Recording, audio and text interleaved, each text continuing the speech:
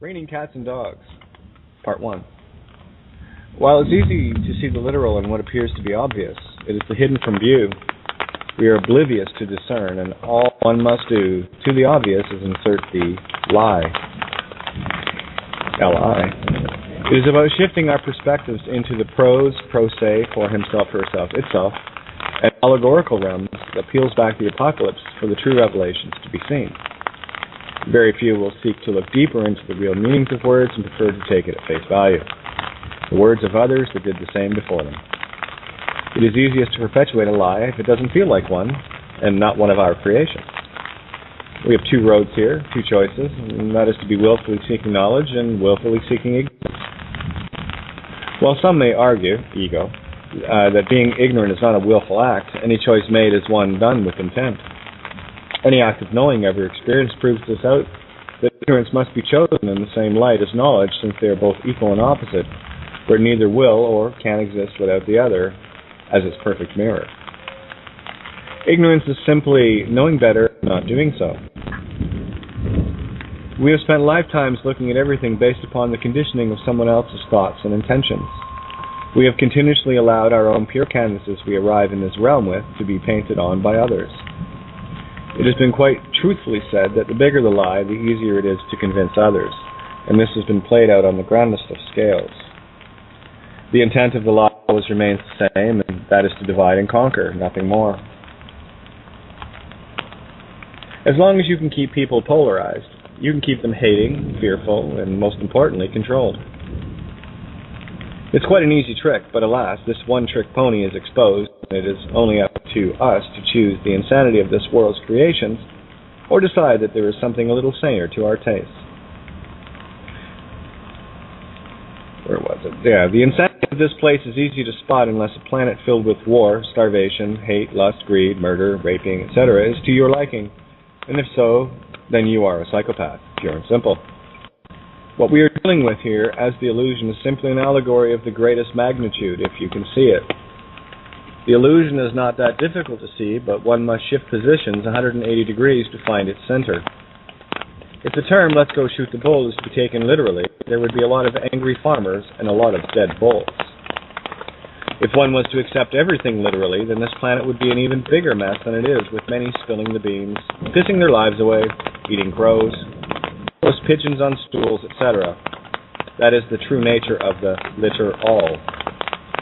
When one begins to have eyes to see and ears to hear, this world becomes a vastly larger panorama and a lot less Homer Simpson-led. There is great responsibility in truth, and why so few will ever seek it out on any grand scale. It is much easier to ignore the root of ignorance than it is to know and be responsible for that knowing. In a world adrift in ignorance, the ones that seek truth are the standouts in the crowd, where not being with the in-crowd of ignorance is cool. Gratefully, the day of the ignoramus is over, and the light of truth is blinding the fools and thieves of this realm. It has been raining cats and dogs for too long. Allegorically, cats have been seen as feminine and dogs as masculine, and likely why men love their pussies doggy style. Cats have always been perceived as the divine feminine, and the dog as the faithful masculine protector, regardless of the gender of either creation. One sees the patriarchal rulership of Rome as merely being a transplant of the pharaohs of Egypt, which they are. The allegorical fear of cats the ancient Egyptians had for cats falls nicely into view. All the clues are there if we take a second look at everything. Literally looking at everything will have you seeing only half of what is being shown, at the very least. Of course, some things are much easier to discern as allegories or metaphors, and I refer to them as kindergarten starter kits.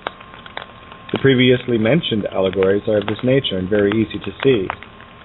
An allegory is simply an analogy or a comparison put in a story or dark saying form, so that regardless of the language or the time it is used, the meaning remains untarnished with perpetual change. Shakespearean terms like biting one's thumb and then spitting afterwards is an old reference way of saying to suck the thumb biter's cock. I prefer to use intense allegories to get the point driven home. You will find this reference in Romeo and Juliet in the first act. A rose by any other name is still a rose eloquently means that no matter how many coats of paint you put on a piece of dog shit, means it is still a piece of dog shit. The title of this essay means that duality of this realm has been conquering us for too long, where one aspect of creation is made to fear and be controlled by another aspect. In this case, the divine masculine, the prodigal son, has been trying to control creation itself and has been redirecting our free will in ignorance, consent, and choice. This is where the line, "and God created man in our image," leaves a great many questions, as in, who is the our and who is the God? Alas, all the world's a stage, and the play we're in is all allegorical, and is the literal shadow of creation on the other side of the looking glass, Alice. Everything you see, read, and experience is that reflection, but many have been taught to look away and miss the less than obvious. The road back, however, is getting clearer by the instant. In each aspect of our physical being, be it perceived female or male, we are complete, although convinced that we are separate from the other. We have been told and controlled into this perceived division most carefully, where our very energetic essence has been split in two and polarized. The truth is, we are both magnetic and electric, when one finally grasps the notion that all things are just energy, nothing more and nothing less. The magnetic void of creation is the divine feminine, and the electric intent of creating is the masculine drive. This has been portrayed in countless ways and is everywhere, whether it's the phallic penis of the obelisk or the Vesca Pisces it stands in. As an example of some some word or sigil trickery, the word stir or star is referencing the divine feminine. What did you think Star Wars was about, anyway? Inasmuch as the star is also the sun, what part of being both male and female energies did you miss? This whole realm is about controlling the divine feminine void of creation by a male energy gone way out of balance, and religion was the grand lie of them all. Why are people shocked when priests, ministers, and rabbis are shown to be mutilators and rapists of young male children? That's not to say that girls aren't treated the same, just that there is a preference to defile, or D-phi-L. You can see Delphi in there as well. D-phi-L, the male. Yes, every word matters, and every word is a clue, some more than others only.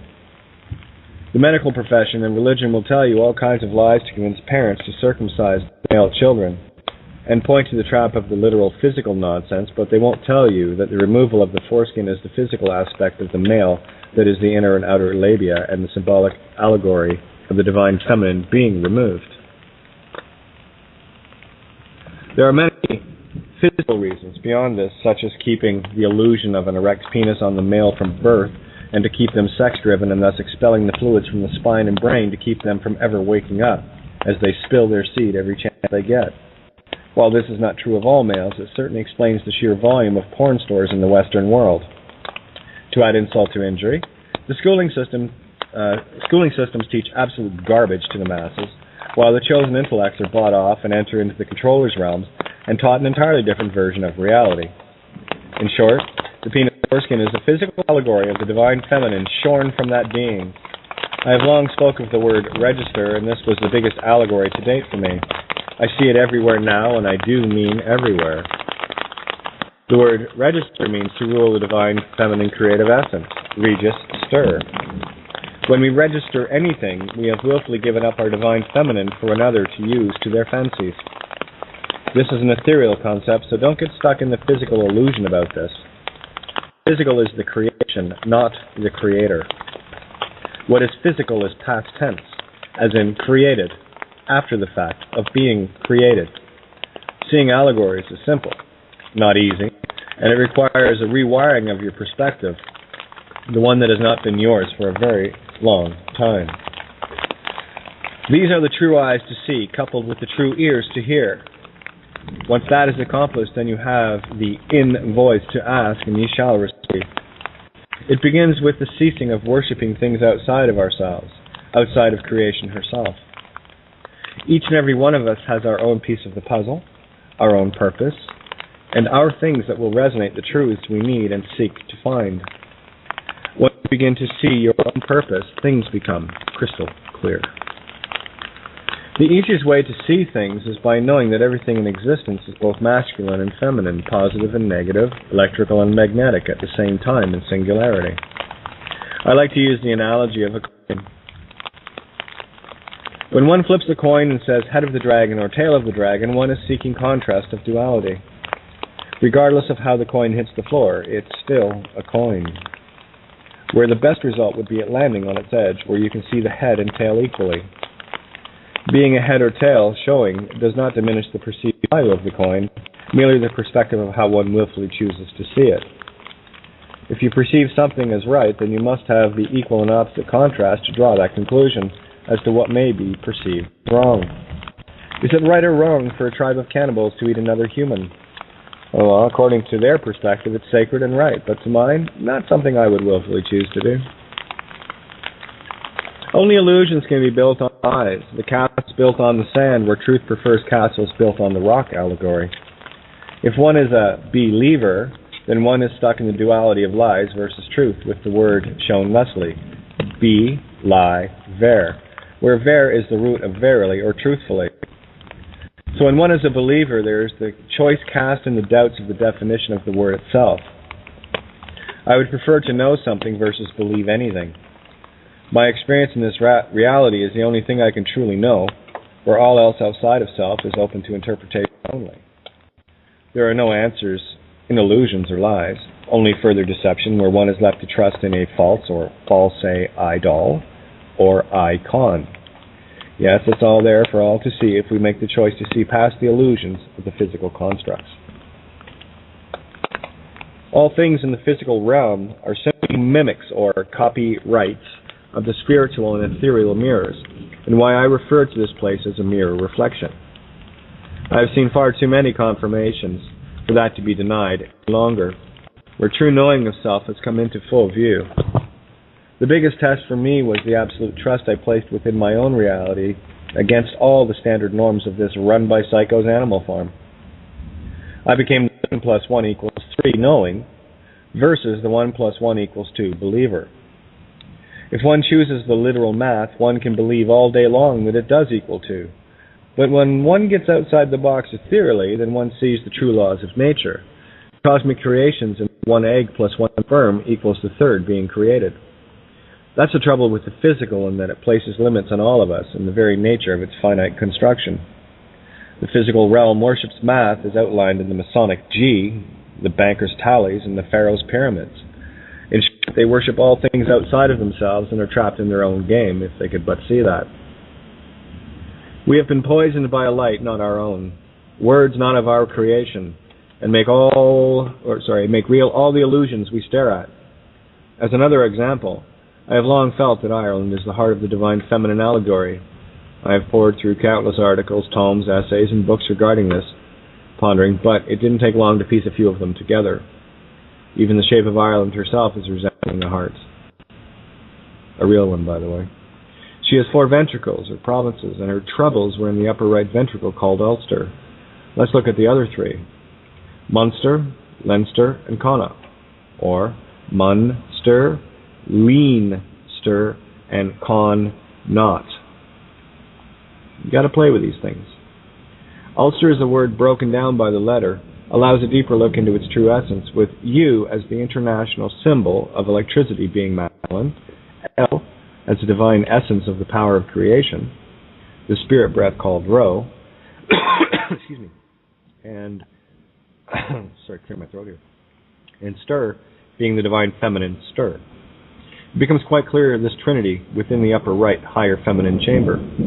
The star chamber referred to in Black's Law Magic book is the allegory of the heart of self, with more on that in an essay all by itself. I've always felt that Ireland, the Emerald Isle, is the last remnant of a destroyed Atlantis, being where it is and where it used to be eons ago. Green is the color of the heart chakra, or shock, ra, or the solar plexus.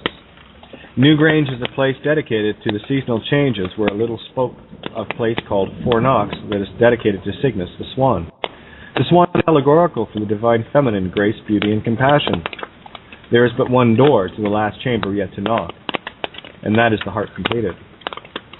Only in the truest hearts can compassion be found for all creation, not just the selected chosen bits. Ulster is the last chamber with the patriarchal boot still on its throat, but that boot is being severed as the foot of the Pisces with its losing the foothold. The worshippers of Rome, aka Egypt, with their masters ruling from Switzerland, are now in their own fishnet as we climb up Jacob's ladder of the body. As above, so below. The age of Aquarius is all about knowing, far removed from the former epoch of believing in Pisces. When one begins to see the coincidences and realize finally that they are not coincidences at all, but are the rungs of this ladder, you too will begin to climb out of this illusion. There is only one thing that can make you immortal and finally set you free of this madness, and that is truth. Love is truth where unconditional reigns, not the cats and dogs that war on this plane. You can deny truth all you want, but your heart knows what you must do, and if truth be denied, you deny your own heart, so expect a few troubles of your own. All things for a reason, inasmuch as all things are allegorical fractals of creation itself. All things in all things. And it's quite magnificent to behold once your eyes truly begin to open.